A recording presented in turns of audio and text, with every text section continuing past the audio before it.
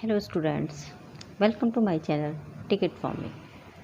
So today I am going to start your business chapter number 2, form of business organizations. Right? Chapter थोड़ा बड़ा है इसलिए इसको 2 videos में हम कंप्लीट करेंगे. ठीक है, तो चलते हैं. ये बिजनेस ऑर्गेनाइजेशन की फॉर्म्स हैं, है ना. माने इतने टाइप्स के होते हैं बिजनेस ऑर्गेनाइजेशन हो सकते हैं. जैसे फर्स्ट वन आता है हमारा प्राइवेट, सेकंड आता है पब्लिक और थर्ड आता है हमारा जॉइंट वेंचर. सबसे पहले हम समझेंगे प्राइवेट क्या चीज़ होती है. तो प्राइवेट जैसे इसका नाम से क्लियर है, जो जिसको वोट करे या कंट्रोल करे या जो मैनेज किया जाए वो प्राइवेट कोई इंडिविजुअल हो, माने कोई एक पर्सन हो जिसका अपना हो ये. ठीक है, वो सारे क्या कहलाते हैं, प्राइवेट सेक्टर्स कहलाते हैं. जैसे रिलायंस वाले हैं अपने यहाँ, है ना, टाटा कंपनी है, ये सारे कैसे होते हैं, ये प्राइवेट होते हैं. आपकी अपनी भी फर्म होगी, जैसे कोई बिजनेस फर्म है वो आपकी प्राइवेट अपनी है. ठीक है ना, तो ये क्लियर है. प्राइवेट इंडिविजुअल्स अगर करते हैं कंट्रोल तो वो प्राइवेट सेक्टर हो जाते हैं. फिर पब्लिक सेक्टर पे आते हैं. ये पूरी तरीके से कंट्रोल और मैनेज इसे कौन करेगा, या तो सेंट्रल गवर्नमेंट या फिर स्टेट गवर्नमेंट करेगी, तो पब्लिक सेक्टर कहलाते हैं ये सारे. तो आप इसमें जितने भी कोई भी ऐसे इंडिया के एग्जांपल्स हैं जो सिर्फ गवर्नमेंट के अंडरटेकन होते हैं, आप उसमें से एग्जांपल जैसे LIC का दे सकते हैं. फिर जॉइंट वेंचर आ जाते हैं. तो जॉइंट वेंचर यहाँ पे प्राइवेट भी होगा और गवर्नमेंट भी होगा. इट मीन्स इन दोनों का अगर मिक्स कर दिया जाए तो एक जॉइंट वेंचर तैयार हो जाता है. ठीक है, माने उसमें कुछ पोर्शन प्राइवेट का होगा और कुछ उसमें गवर्नमेंट का भी इंटरफेरेंस होगा, that is called joint ventures. ठीक है, यहाँ इतनी बात की. जैसे मारुति का एग्जाम्पल आप इसमें आराम से दे सकते हैं, कोई प्रॉब्लम नहीं है. अब हम यहाँ पर इस चैप्टर में हम ये पढ़ेंगे सारे इतने ऑर्गेनाइजेशंस के बारे में, यहाँ पर इतनी फॉर्म्स के बारे में हम यहाँ पर क्लियर करेंगे. सोल प्रोप्राइटरशिप से सबसे पहले, फिर जॉइंट हिंटू फैमिली, फिर पार्टनरशिप, फिर कोऑपरेटिव सोसाइटी, देन कंपनी. ठीक है, नाउ स्टार्ट. सबसे पहले सोल प्रोप्राइटरशिप आ जाते हैं. सोल जैसे हमने लिखा ना, वन ओनर होगा. सोल मीन्स अकेला. बहुत सिंपल है. जैसे एक छोटी सी दुकान होती है ना, है ना, जैसे छोटी सी एक दुकान होती है वो सोल प्रोप्राइटरशिप में होती है. ठीक है, बहुत सिंपल है, कुछ भी नहीं है. यहाँ पर जो भी बिजनेस जो मैनेज किया जाए, कंट्रोल किया जाए, ओन किया जाए, वो एक सिंगल इंडिविजुअल हो, कोई एक पर्सन हो जो उसको कंट्रोल कर रहा है. अगर बिजनेस किसी एक पर्सन के द्वारा कंट्रोल किया जाता है, that is called sole proprietorship. यहाँ वन ओनर होता है बस. कुछ फीचर्स हैं, फीचर्स और मेरिट्स एक से होते हैं. आप किसी एक को भी इसमें आराम से समझ सकते हैं. जैसे हमने लिखा हुआ फीचर्स में सिंगल ओनरशिप होती है, तो मुझे डिफाइन करने की ज़रूरत नहीं है कि हाँ सिंगल ओनरशिप होती है, कोई भी इसमें और कोई है ही नहीं. ठीक है, जो भी हैं आप अकेले मालिक हैं. दूसरा है फॉर्मेशन एंड क्लोजर ईजी होता है, माने बनाना भी इसको ईजी होता है और इसको बंद करना भी ईजी होता है ना, क्योंकि गवर्नमेंट का इंटरफेरेंस तो है नहीं, है ना. लाइसेंस कभी कभी रिक्वायर्ड होता है, कभी कभी नहीं भी होता रिक्वायर्ड. बंद आपको जब करनी हो, जब आप अपना बंद कर दें, कोई भी लीगल फॉर्मेलिटीज़ है ही नहीं इसके अंदर ना, इसलिए इसको बनाना भी ईजी है, बंद करना भी ईजी है. अनलिमिटेड लाइबिलिटीज़ होती है. अनलिमिटेड लाइबिलिटीज़ किसकी होती है, जो हमारा ओनर है उसकी लाइबिलिटी अपने काम के लिए अनलिमिटेड होगी. सारा काम क्योंकि उसी को तो देखना है ना भाई, कितना परचेज है, कितनी सेल है, कहाँ से माल उठाना है, कहाँ देना है, ये सब उसका है, तो अनलिमिटेड लाइबिलिटी होती है. ठीक है, फिर इंडिविजुअल रिस्क बियरिंग. जब आप प्रॉफिट सारा लेंगे तो आप प्रॉफिट रिस्क भी तो आप ही का होगा सारा, क्योंकि आप अकेले हैं उसमें. ये बहुत सिंपल है, कुछ नहीं है. वन मैन कंट्रोल है ना. वन मैन कंट्रोल इसलिए क्विक डिसीजन आप ले सकते हो, भाई आप ही का तो है, फटाफट अपना डिसीजन लिया, आगे आपने काम करना शुरू किया, कोई टाइम वेस्टिंग का काम ही नहीं है. नो सेपरेट लीगल एंटिटी होती है इसके अंदर, कोई लीगल एंटिटी इसमें नहीं है भाई. आइडेंटिटी इसके में स्पेशल नहीं है कोई अलग से आपकी. जो डिफरेंसेस नहीं है, आप और आपकी एंटरप्राइजेस के बीच में कोई भी डिफरेंस नहीं है. अगर आपकी शॉप में कोई गलत काम हुआ है तो उसके लिए who is liable for that, you. समझ में आ गई, है ना. तो इसका मतलब आप अपने उससे अलग है ही नहीं हैं, है ना. अगर लीगली कोई एक्शन लिया जाता है आपके काम के खिलाफ, इसका मतलब वो आपके लिए हो गया है. ठीक है. Lack of the business continuity. यहाँ पे बिजनेस कंटिन्यूटी में कुछ लैकिंग होती है भाई. आप अकेले हैं ना, इनकेस अगर आपको कोई प्रॉब्लम हो जाती है, कुछ भी दिक्कत होती है, तो यहाँ पे बिजनेस को कंटिन्यू कर पाना थोड़ा सा मुश्किल हो जाता है. ठीक है, स्मॉल साइज तो होते हैं, बहुत बड़ा क्योंकि हमने क्या, ये सोल प्रोप्राइटरशिप है. सोल प्रोप्राइटरशिप बिजनेस जितने भी होते हैं वो बहुत वास्ट लेवल पर नहीं हो सकते, क्योंकि एक पर्सन है ना, तो वो उसको कितना संभालेगा, ये इसकी मेन प्रॉब्लम हो जाती है। ठीक है, और भी आप इसमें जो आपको ये तो हमने कुछ पॉइंट्स लिख दिए हैं, इससे रिलेटेड आप जो भी पॉइंट्स हो वो आप चाहें तो आप इसमें लिख सकते हैं, आराम से वो समझ सकते हैं इस चीज़ को, है ना। इसकी डिमेरिट्स पर आ जाते हैं अब हम। लिमिटेड रिसोर्सेज होते हैं। लिमिटेड रिसोर्स क्लियर है, क्योंकि भाई आप बिल्कुल आप अकेले हैं तो रिसोर्सेज जितने हम इकट्ठे कर पाएंगे हम उतने ही तो हमारे पास आ जाएंगे, उससे ज़्यादा तो नहीं आ सकते। ठीक है ना। Limited life of a business, बिल्कुल पक्की बात है भाई कि ना लाइफ जो होती है वो लिमिटेड होती है इसकी बिज़नेस की। कितने कितने टाइम तक हम काम करते रहेंगे, है ना। ज़रूरी तो नहीं कि हमारे आने वाला जितने भी हमारी जो जनरेशन है वो हमारे काम को पसंद करे और काम करे वो हमारा, है ना, आगे कंटिन्यू कर। इसलिए अनलिमिटेड लाइबिलिटी होती है, माने आपके ऊपर पूरी लाइबिलिटी है। अगर आपकी तबीयत ख़राब है, कुछ प्रॉब्लम है, तो भी आपको वो काम करने पड़ते हैं। ये थोड़ी सी डिमेरिट्स हो जाती हैं इसकी, है ना। और लिमिटेड मैनेजरियल स्किल, ये भी एक मेन पॉइंट है। मैनेजरियल स्किल लिमिटेड कैसे, माने अब आपने देखी होंगी जिनकी छोटी दुकानें हैं या जिनका छोटा सा काम है, उसमें काम करने वाले जो हमारे जो एम्प्लॉयज़ होंगे ना वो भी थोड़े से ही होंगे, है ना। तो इसका मतलब हमारे पास जो मैनेजरियल स्किल है वो कैसा है, लिमिटेड है, कम है। क्योंकि सोल प्रोप्राइटरशिप है तो हम भी कितने मैनेजर को अपने अपॉइंट करेंगे भाई, 2 4 6 10, एक लिमिट होती है कि नहीं होती, तो वो भी लिमिटेड ही हो जाता है। सिंपल है, सोल प्रोप्राइटरशिप में कुछ भी नहीं है। ये बिल्कुल समझ लीजिए, जो लोग मेरा इस टाइम पे वीडियो आप लोग सुन रहे हैं, ये सिर्फ समझ लो आप लोगों के लिए है। जिन लोगों के घर में बिजनेस होता है ना, तो वो सब सोल प्रोप्राइटरशिप में आ जाते हैं। समझ आ गई, तो आप अपने ऊपर एप्लीकेबल कर सकते हो और ये सारे मेरिट्स और डिमेरिट्स लिख सकते हो इसके आराम से, कोई प्रॉब्लम नहीं। HUF पे आ जाते हैं हम सीधे। HUF क्या होता है, Hindu undivided family. Hindu undivided family कैसे, देखो ये फैमिलीज होती हैं तो वो अपना जितना भी जो बिज़नेस होता है वो ऑटोमेटिकली अपने आगे जनरेशन को ट्रांसफ़र होता जाता है। ठीक है, तो ऐसी फैमिली जो अनडिवाइडेड है, ऐसी फैमिली जो अनडिवाइडेड है, मिलजुल कर उनका कोई भी एक बिज़नेस है वो मिलजुल कर वो लोग उसको करते रहते हैं, है ना। ये वो उन बिज़नेस की बात कर रहे हैं इस टाइम पे हम। तो ये जो अनडिवाइडेड फैमिली होती है, इसमें जो मेन हेड होता है इसका, उस हेड को हम क्या करते हैं, कर्ता कहते हैं। मान जो उनके इसके घर का मुखिया होता है, ठीक है, सारे डिसीजन वही लेता है सारे इसके अंदर।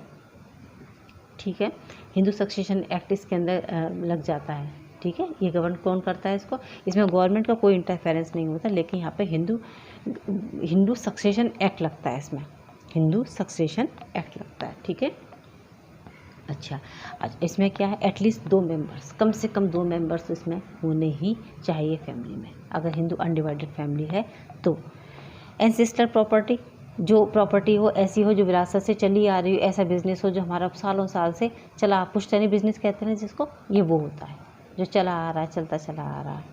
ठीक है, फिर क्या होता है, अब क्या है, लायबिलिटी और कंट्रोल, हमने 2 पर अंडरलाइन की हुई है। लायबिलिटी और कंट्रोल किसका होगा यहाँ पर, मेन हेड कर्ता का होगा। कर्ता की लायबिलिटी कैसी होगी, यहाँ पर अनलिमिटेड होगी, unlimited.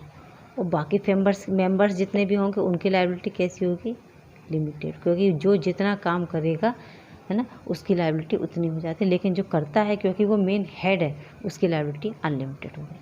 Minor can be A member, इसमें क्योंकि ना जितने भी हमारे बच्चे जैसे होते चले जाते हैं और हमारा बिजनेस तो कंटिन्यू है, तो वो उसमें अपने आप से ऑटोमेटिकली वो हमारे उसके मेंबर बनते चले जाते हैं, तो इसमें माइनर भी मेंबर आराम से बन सकता है। ठीक, यह HUF फिनिश हो गया आपका, कोई देखो कुछ दिक्कत नहीं हुई, आराम समझ में आ गया होगा। पार्टनरशिप पे आ जाते हैं। पार्टनरशिप आपकी मेन है। पार्टनरशिप जैसे देखो नाम से क्लियर है ना, जब 2 या 2 से ज़्यादा लोग किसी भी एक बिज़नेस को करने के लिए आपसे म्यूचुअल अंडरस्टैंडिंग के साथ एग्री हो जाएं, समझ लो, तो वो क्या हो गई, हमारी पार्टनरशिप हो गई, है ना। ये सबसे ज़्यादा पॉपुलर फॉर्म है बिज़नेस की, सबसे ज़्यादा पॉपुलर है ना। मीडियम और स्मॉल मीडियम क्लास के लिए आराम से 2 या 2 से ज़्यादा मिल जाते हैं आपस में और बिज़नेस अपने बढ़िया शुरू हो जाता है। ठीक है, चलें आगे, फीचर्स बता देते हैं कुछ आपको, ये क्या है। तो एक तो ये, it is form by the legal agreement between partners, ये ऐसे नहीं बनता है ना, जब तक आपके बीच में कोई भी लीगल एग्रीमेंट नहीं होता, क्योंकि यहाँ पर हैं कई सारे मेंबर्स, है ना, तो इसलिए लीगल एग्रीमेंट होना बीच में ज़रूरी है। This govern by the Indian partnership act, एक तो यहाँ पर कौन सा एक्ट लग जाता है, इंडियन पार्टनरशिप एक्ट 1932, ये एक्ट यहाँ पर एप्लीकेबल होता है। ठीक है, आगे दिख रहा है ना अच्छे से। उसके बाद आता है अनलिमिटेड लायबिलिटी ऑफ मेंबर्स की लायबिलिटी अनलिमिटेड होती है। अनलिमिटेड लायबिलिटी समझ रहे हैं ना, है ना। लिमिटेड नहीं है आपकी लायबिलिटी, क्योंकि आप काम कर रहे हैं तो आपकी लायबिलिटीज़ अपनी फर्म के लिए अनलिमिटेड है। आपको प्रॉपर अपना टाइम, अपना जितना भी मनी है जो भी आप लगा रहे हैं वो आपको इसमें काम करना ही करना पड़ेगा। ठीक है, तो लायबिलिटी यहाँ पर कैसी होती है, यहाँ पर लायबिलिटी अनलिमिटेड होती है। ठीक है, क्योंकि अगर डेट्स हो जाते हैं फर्म पे, कोई भी लोन हो जाता है तो आपको वो रीपे करना ही करना पड़ेगा। समझ में आ गई। डिसीजन मेकिंग यहाँ पे तो ये हो जाता है कि भाई कुछ अगर ये पार्टनरशिप डीड में अगर उन्होंने बता रखा है कि डिसीजन 2 पार्टनर लेंगे, 4 पार्टनर लेंगे, सब मिल करके लेंगे, आपसी सहमति से लेंगे, तो वो आराम से यहाँ पर डिसीजन सारे पार्टनर्स की मर्जी से ही लिया जाता है।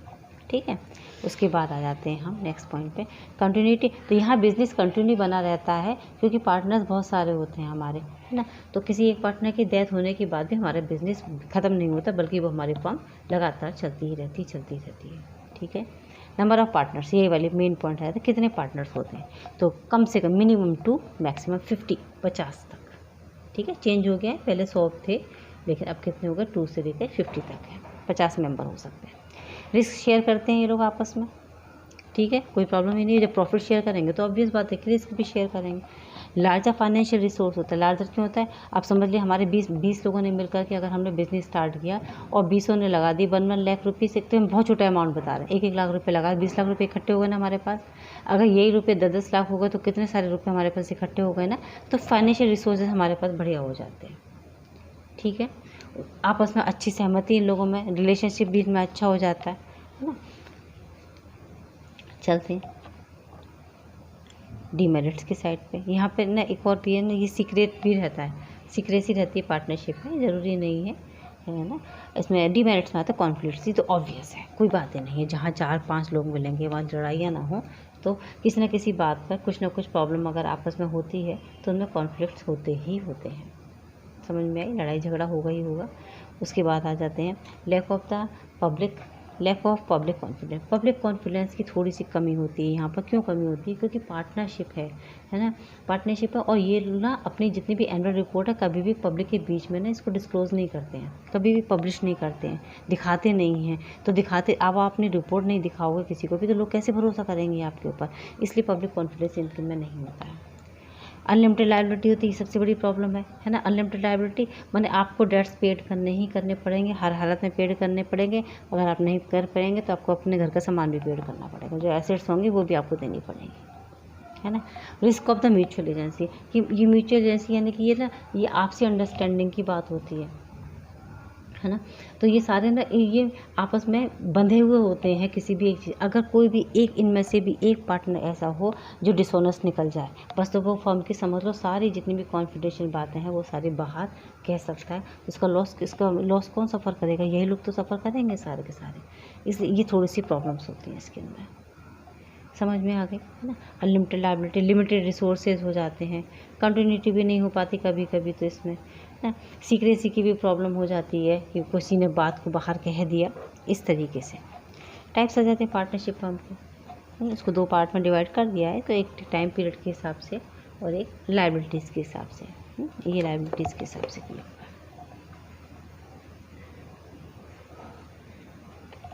टाइम पीरियड के हिसाब से पार्टनरशिप में विल मीन्स होती है आपकी इच्छा, है ना। अगर पार्टनरशिप हमारी हम लोगों की आपसी सहमति से हुई है तो जब हमारा मन हुआ मतलब तो हम उसको फिनिश कर सकते हैं। ठीक है, तो जब पार्टनर्स का मन हुआ कि भाई हम 5 ईयर्स के लिए हमने आपसी सहमति करके एक पार्टनरशिप बनाई, 5 ईयर्स कंप्लीट हो जाएंगे, हमारी इच्छा है, अगर विल है, हमारी इच्छा है, तो पार्टनरशिप हम ख़त्म कर सकते हैं। फिक्स पीरियड के लिए पार्टनरशिप की जाती है, तो हमने यहाँ टाइम सेट किया 5 ईयर्स के लिए, 2 ईयर्स के लिए, इतने ईयर्स के लिए, हमने उसके बाद ऑटोमेटिकली ख़त्म हो जाएगी। पर्टिकुलर पार्टनरशिप किसी एक स्पेशल काम को करने के लिए, है ना। जैसे माना हमने एक रोड बनाने का एक पार्टनरशिप करी थी और हमने रोड बना के कंस्ट्रक्शन करने का काम कर लिया, तो जैसे ही वो रोड बन करके तैयार होगी पार्टनरशिप अपने आप से ऑटोमेटिकली फिनिश हो जाएगी, दैट्स इट। ठीक, अब लायबिलिटीज़ के हिसाब से क्या होता है, हम थोड़ा जल्दी पढ़ा रहे हैं ना, आपको ऐसा लग रहा होगा जल्दी बोलते चले जा रहे हैं, नहीं, मेरा मोटिव ये है कि ना बस आप मेरी बातों को सुनते चले जाएं, बस सुनते चले जाएं, सिर्फ सुनते चले जाएं, ये आपको सब क्लियर हो जाएगा, रटने की ज़रूरत ही नहीं पड़ेगी कहीं पर। ठीक, लायबिलिटीज़ के हिसाब से क्या होता है, एक जनरल पार्टनरशिप होती है ना। जनरल पार्टनरशिप वही जहाँ पर पार्टनर जो मेंबर्स जो होते हैं वो अनलिमिटेड होती है, जिनकी लाइबिलिटीज़ अनलिमिटेड लाइबिलिटीज़ कैसे होती है कि उनके एसेट्स भी फर्म की हो गई, समझ लीजिए। अभी बता रहे यही वाली बात कि डेट्स को पूरा करने के लिए उन्हें अपनी एसेट्स को भी देना पड़ेगा, वो जनरल हो गई।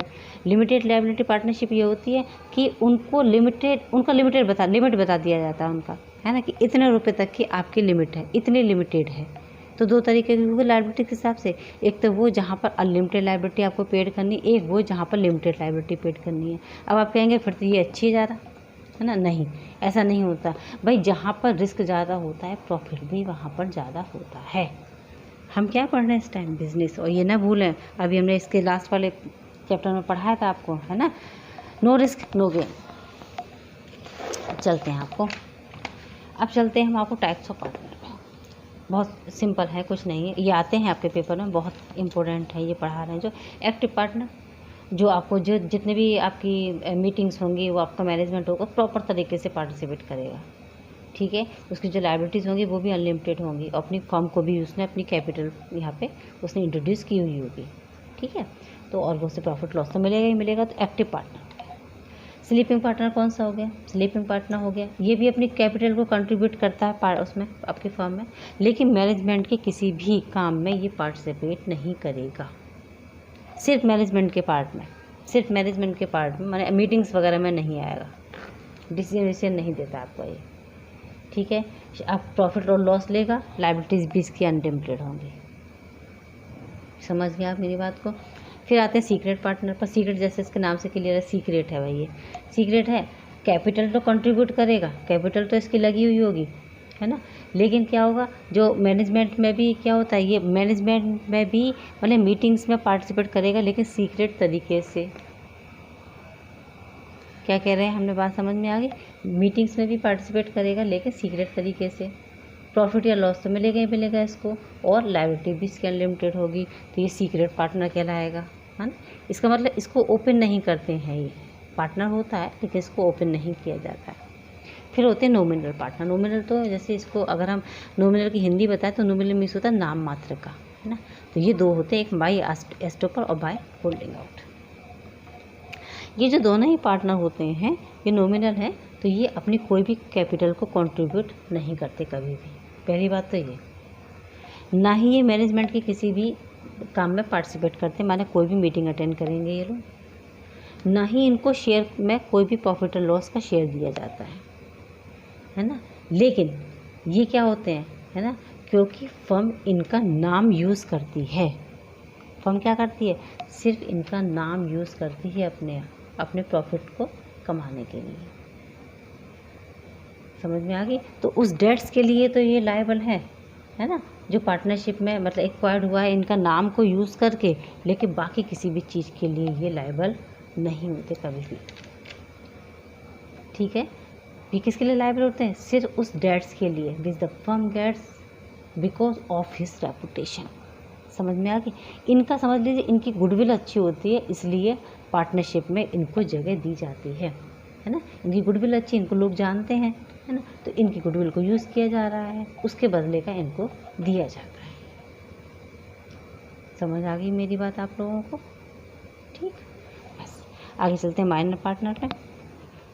बहुत सिंपल है। एक तो माइनर तो भाई पार्टनरशिप एक्ट क्या कहता है 1932 कि माइनर तो परमिट ही नहीं है कि माइनर एक पार्टनर बन जाए आपका, ठीक है, वो नहीं बनता। लेकिन माइनर यहाँ पर minor can only be admitted to the benefits of the existing firm. अगर फर्म को फ़ायदा हो रहा है तो उसके लिए माइनर को यहाँ पर हम एडमिट कर सकते हैं। लेकिन माइनर कि ना तो कैपिटल अपनी कंट्रीब्यूट करता है, ना किसी मैनेजमेंट के किसी भी काम में वो पार्टिसिपेट करेगा, ठीक है।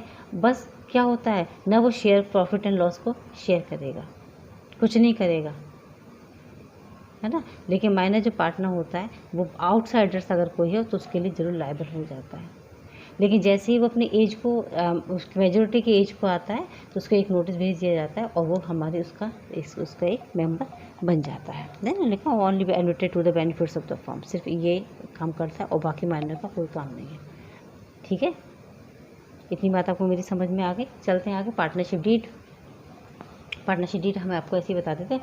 देखिए जब दो से ज़्यादा लोग आपस में जब हम बिज़नेस कर ही रहे हैं तो वो अपनी कुछ टर्म्स एंड कंडीशंस बनाएंगे नहीं बनाएंगे।